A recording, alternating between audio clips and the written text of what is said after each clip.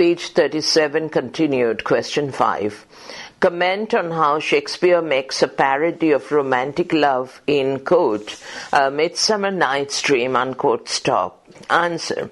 Romantic love is the basic theme of all Shakespeare's comedies. In the middle comedies, As You Like It, Twelfth Night, etc., love is a thrilling experience for the lovers. These comedies show the combination of romance and satire, printing mistake, and realism. But in A Midsummer Night's Dream, love between Lysander and Hermia is thwarted at the beginning by the decision of Theseus, and they run away to the wood, which is the haunt of the fairies. The administration of love juice by Puck, under the direction of Oberon, the fairy king gives rise to complications which stress the absurdity and irrationality of romantic love.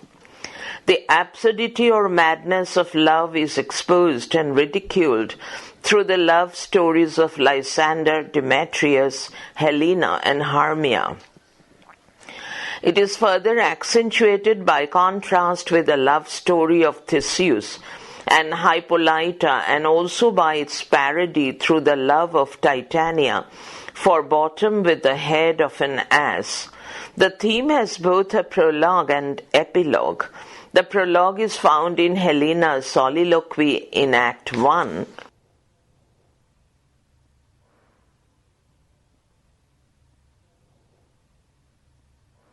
Page 38.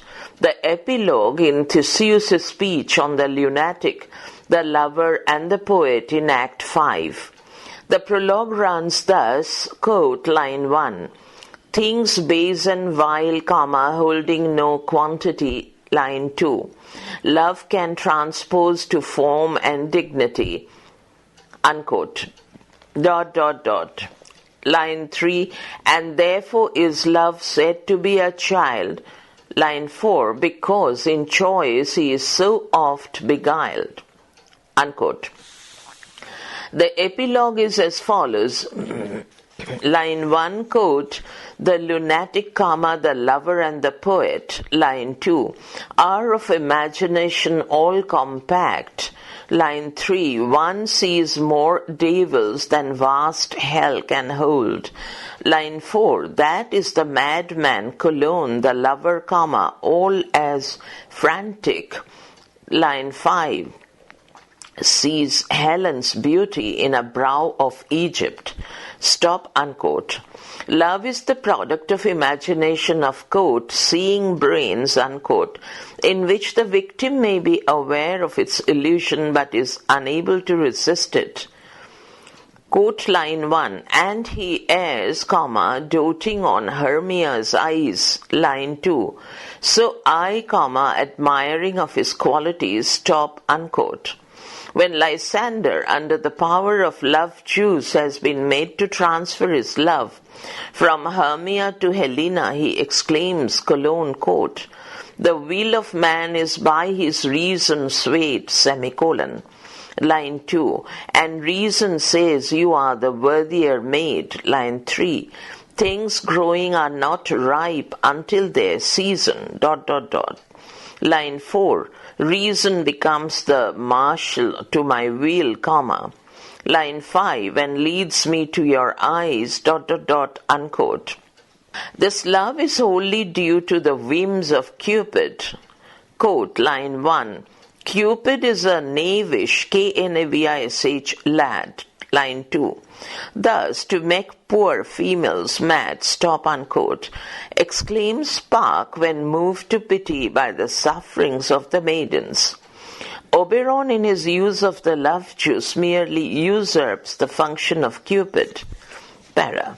Shakespeare next reduces this love madness to absurdity in the bottom Titania love scenes.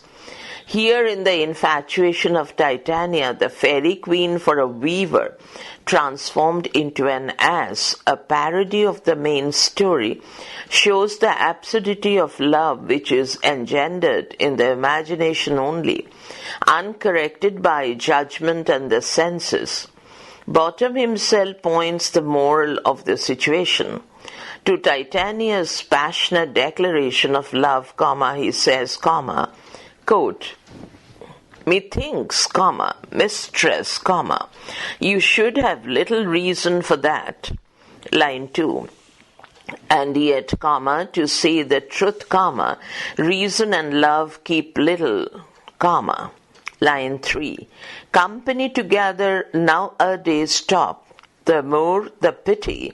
Line 4. "That some honest neighbors will not make them friends." Stop, unquote. Para.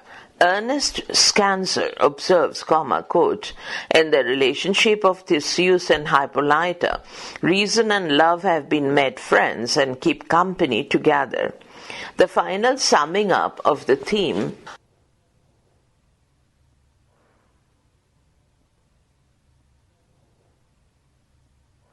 page 39, of love madness should be entrusted to Theseus in his famous speech about the lunatic, the lover, and the poet, unquote. The Duke may represent an anti-romantic, sane and balanced attitude to love in his relationship with Hippolyta, but earlier he was involved in questionable adventures with Perigona, Aegeles, Aegeles, Ariadne, and Antiopa.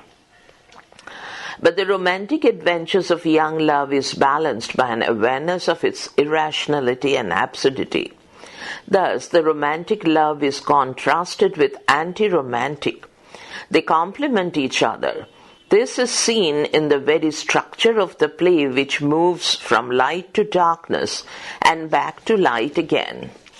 Question 6. Comment on Pyramus-Thisbe's story, its implications. Answer. The presentation of the story of Pyramus and Thisbe is an interlude thrust within the main action of A Midsummer Night's Dream. Shakespeare borrowed the story from Ovid's Metamorphoses, translated by Golding, which appeared either in 1565 or in 1567. Chaucer's legend of Thisbe of Babylon also tells the story of Pyramus and Thisbe and may have been read by Shakespeare. There is a reference to the grave of King Ninus in this poem. A Handbook of Pleasant Deities by Clement Robinson, published in 1584, contains a sonnet of Pyramus and Thisbe, and Shakespeare may have access to this book as well. Para. Whatever may have been the source of the interlude, Shakespeare took great liberty with the original story and transformed it into a humorous, entertaining, and lamentable comedy.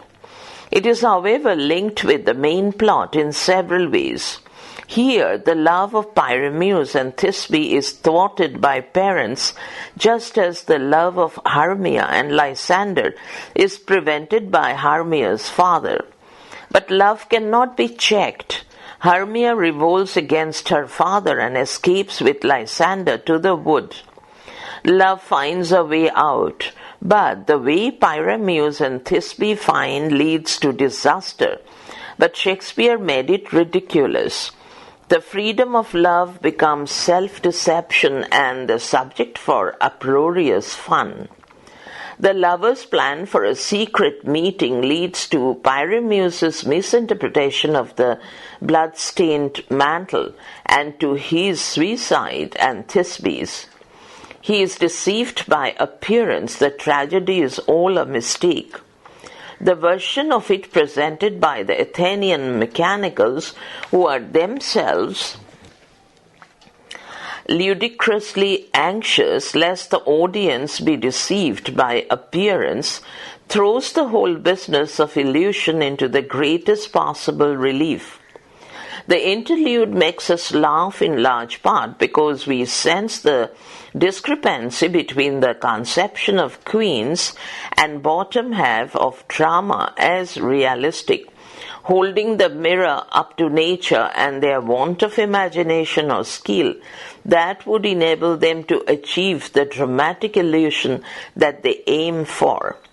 The result is that a celebrated tale of youthful romantic love is turned into an anti-romantic burlesque. The play within the play is relevant to the main theme, lovers and the relation between imagination, illusion and reality.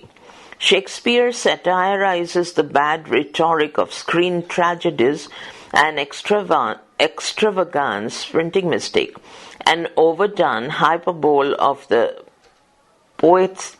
poetasters.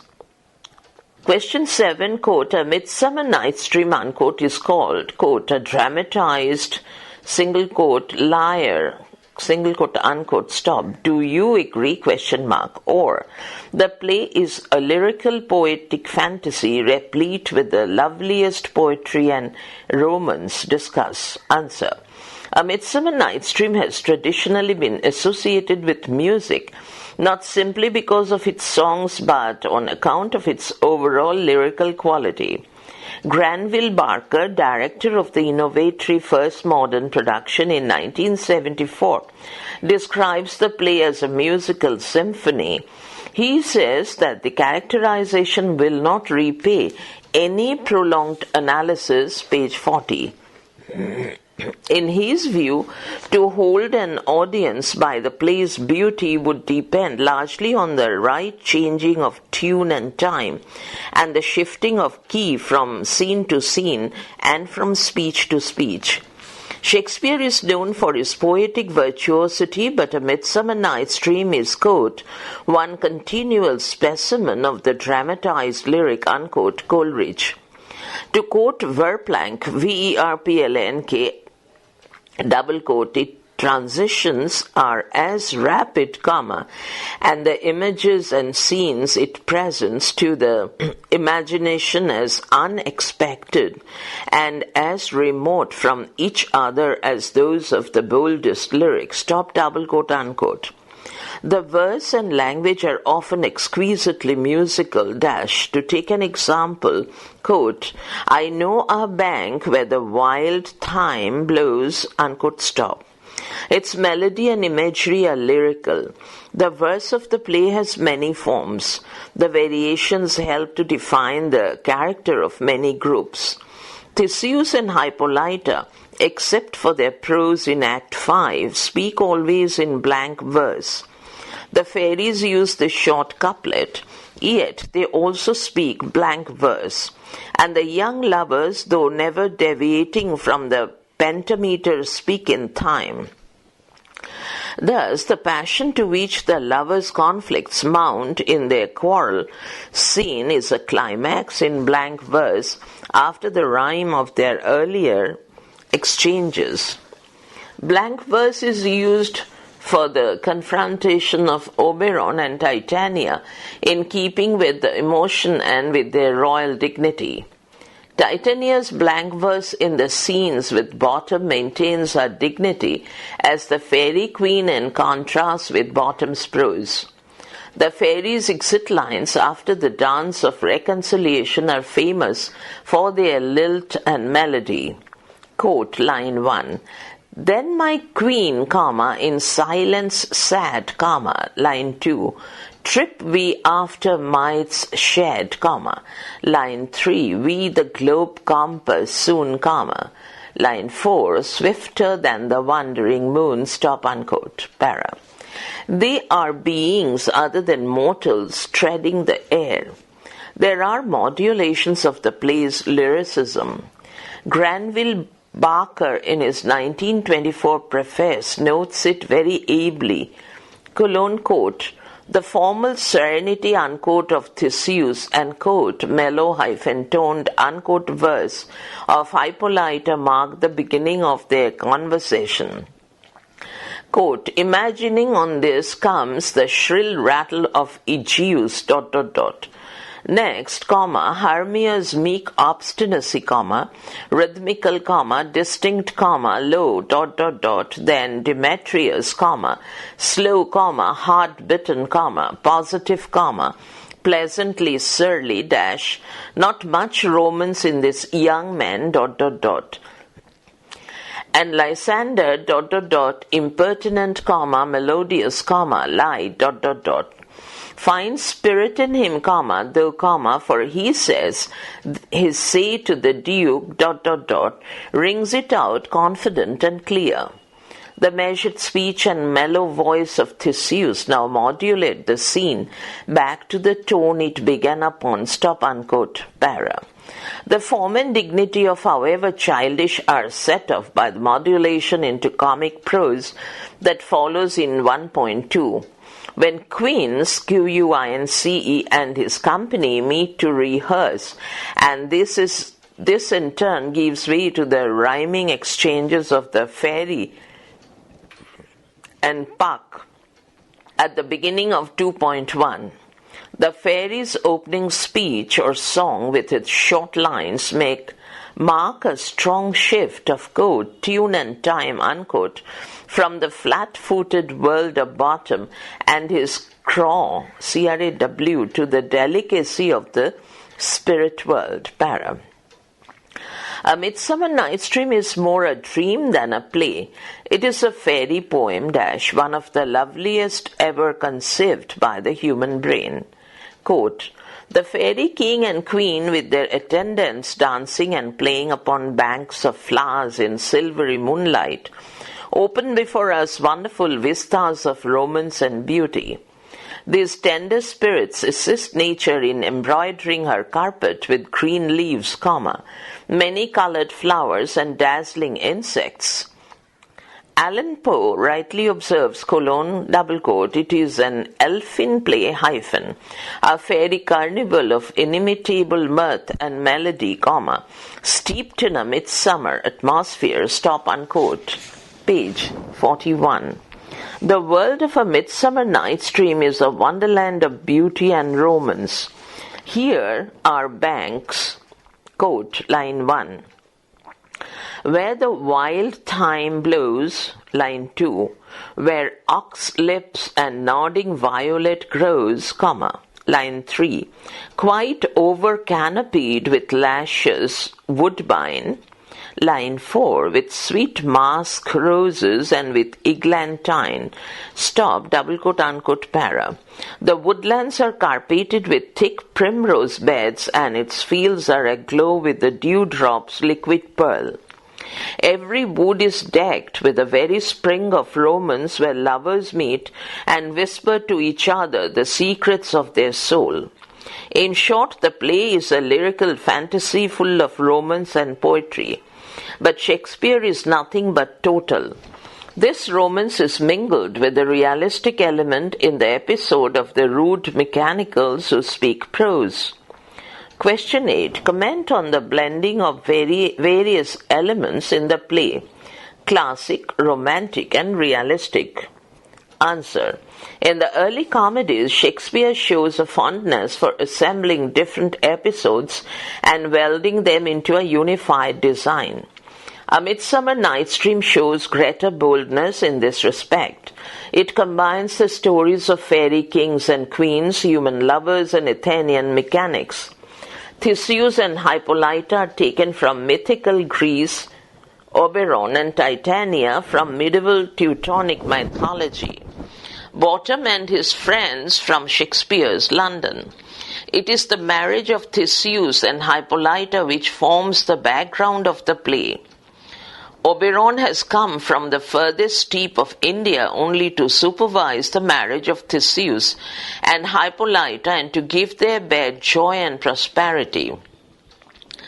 Titania has had her affair with Theseus, whom she had led through the glittering night from Periguna, and also made him break his faith with fair Aegils, Aegles, with Ariadne and Antiopa, and she will stay in Athens till after Theseus's wedding day. Roman 2i point small 1i. The Athenian mechanics have gathered to provide some entertainments that celebrate the marriage of the Duke. But love, romantic love, is the central theme of the play and forms a different action which is however linked with other actions.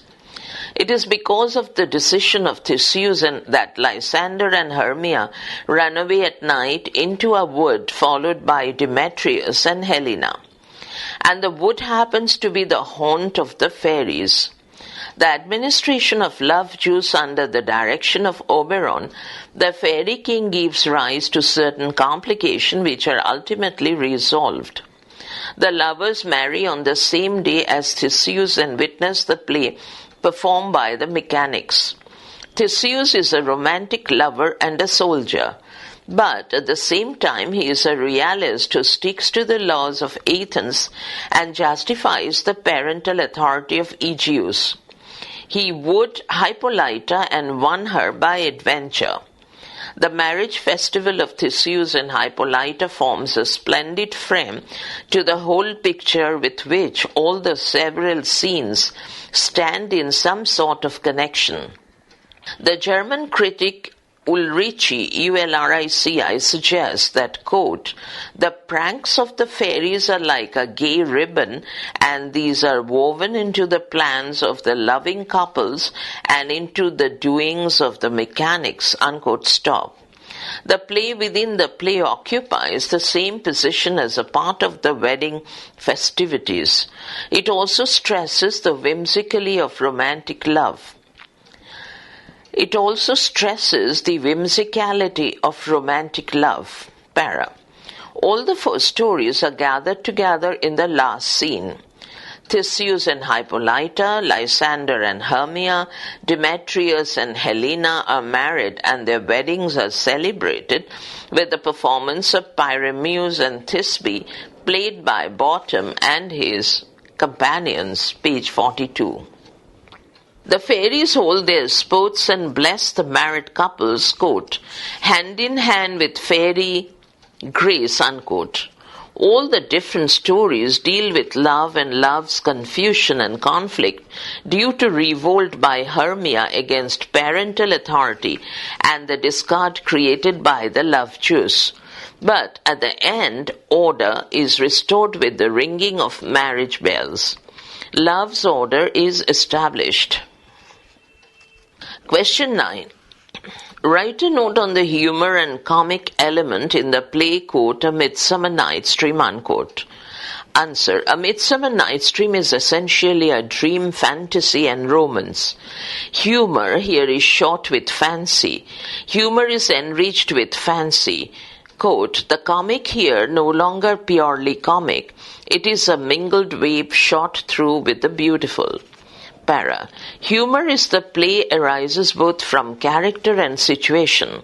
The switch of love on the part of the lovers under the influence of love juice administered by Puck creates complications which are almost tragical, but the troubles of lovers have almost no meaning for Puck, who exclaims, colon, quote, Lord, comma, what fools these mortals be, exclamation, unquote.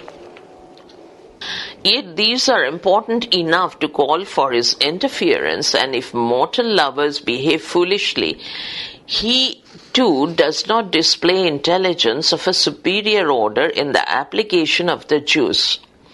In spite of his professions of superiority, Puck is none other than the well-known domestic sprite, Robin Goodfellow, whom a fairy addresses thus.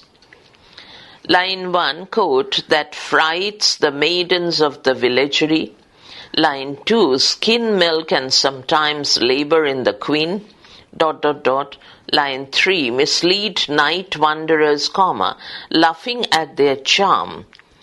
Unquote, 2 eyes, comma, small 1 eye, 3, 5, 6, 9, para. He is a merry-making, mischievous wanderer of the night, and his aim is not to profit either himself or anything but to, quote, jest to Oberon and make him smile, unquote, stop. He has thus the characteristics of both the intriguing Slayer of Latin comedy and the Elizabethan clown. His activities have a lightness and grace and a degree of irresponsibility. His mischief-making provides laughter. He transforms Bottom and so also translates the affections of Lysander and Demetrius by means of magic herb. Para. The follies of the lovers are another source of comic laughter.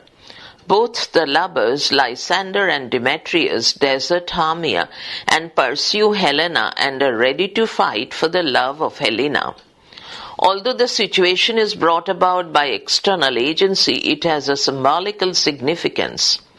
Love sometimes drives man to absurd follies, similar to those committed by Lysander and Demetrius.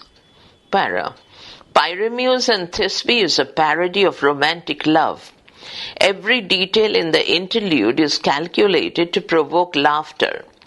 Pyramus and Thisbe are shown kissing each other through a hole in the wall, but while doing so they kiss merely lime and mortar. Thisbe says in despair, quote, I kiss the wall's hole, not your lips at all, unquote, stop. The moonlight in which the lovers meet is ridiculed in the person of Moonshine. A man carrying a lantern and a bush of thorns represents the silvery moon, which is always associated with romantic love. Theseus points out the absurdity of the whole thing when he says, quote, this is the greatest error of all the rest. Stop. The man should be put into lanthorn, semicolon.